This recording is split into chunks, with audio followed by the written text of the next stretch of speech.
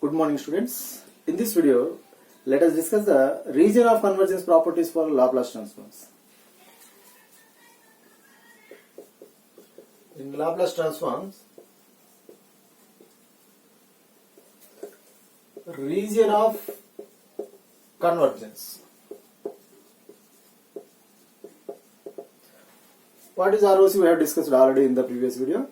Here, the properties of ROC we are going to discuss now.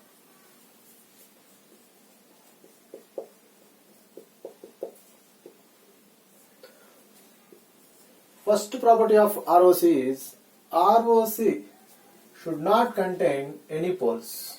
Simply, no poles should be in the ROC of Laplace transform.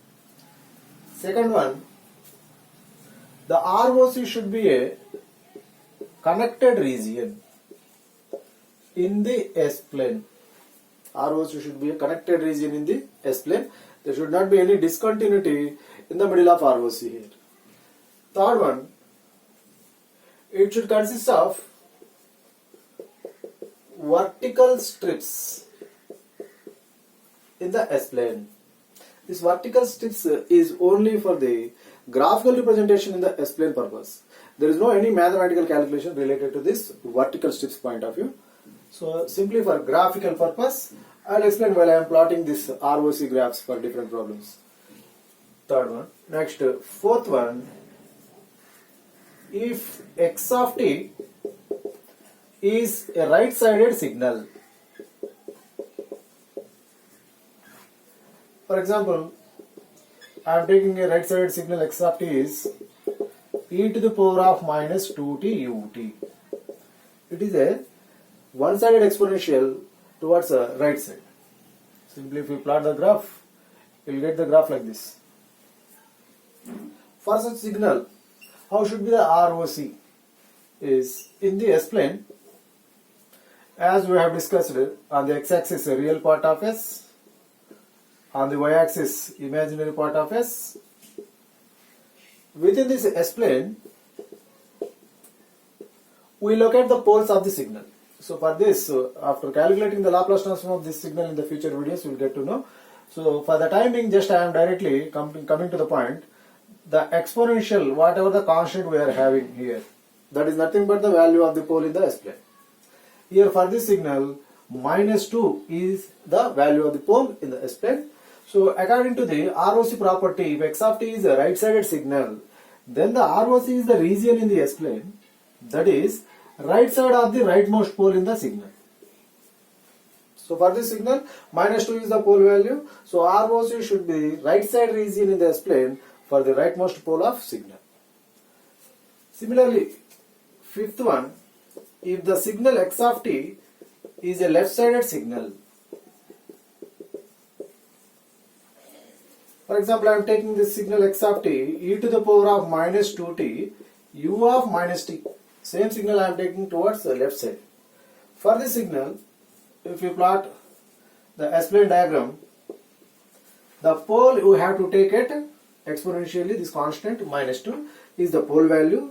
So at minus 2, since the signal is left-sided signal, according to the property of the ROC, it is the region in the S-plane that is left side of the leftmost pole of signal x of t. So x of t is a left-sided signal. So the region in the S-plane that is left side of the leftmost pole of the signal is the property.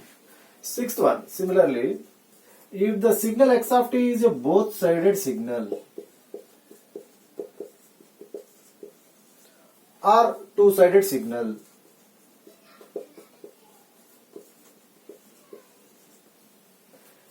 example, I am taking the signal e to the power of minus 2t ut plus e to the power of plus 2t u of minus t. This signal is an example for both-sided or two-sided signal. So here the poles are at minus 2 and plus 2. If you plot the signal in the S-plane, the pole value is minus 2, second pole value is plus 2. So for such both-sided or two-sided signals, the ROC should be bounded between two poles. like this. ROC is bounded between two poles of X of signal whenever the signal is both sided or two-sided signal. So in this case we have covered a right-sided signal. In this case we have covered left-sided signal. In this case we have covered the both-sided signal. These are the three possible cases for any signal based on which type it exists. Right. And the last point or the final property of ROC is about the stability of the LTI system. That is, for a stable LTI system,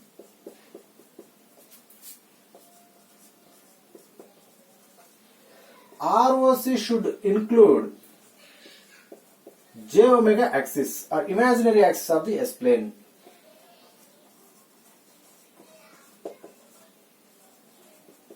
This is very important property for us. Almost many times in the GATE previous papers we have seen this point.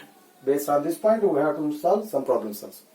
Right. Here for a stable LTI system, the ROC should include the j omega axis. For any system, it is described with impulse response h of t, Laplace transform which is we are calling as transfer function. If we plot the ROC for this transfer function, if it is having different poles on the type of ROC, if this ROC includes the j omega axis, for example I am taking this case, here in this ROC is including the j omega axis. So for such a system, if it is including a j omega axis, it is called stable system. Now come to the left side signal. If the system is like this, the ROC, after plotting for this system, if the ROC we are seeing in the left side like this, where the ROC is not including the j omega axis, that means this system is unstable. Whereas the third case, here also the ROC is including the j omega axis. So for such system, that is taken as stable system. Simply, once again we have to discuss a point about the stability is, the stability we can calculate for any LTI system in three methods. If you recall, in the systems we have discussed two methods for calculating the stability or for determining the stability of a system.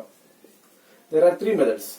First method is bounded input, bounded output. If the system input and output relation we know, based on that relation, we can check the stability of the system by applying a bounded input signal and the output by verifying that whether the output is also bounded or not. That is the one famous method. Second method is by considering the impulse response of the system. If the impulse response, if it is absolutely integrable, then the system is stable system. That is the second method of determining the stability. And now we are seeing third method. Just by checking that whether the ROC including the j omega axis or not, we can check the stability of the system.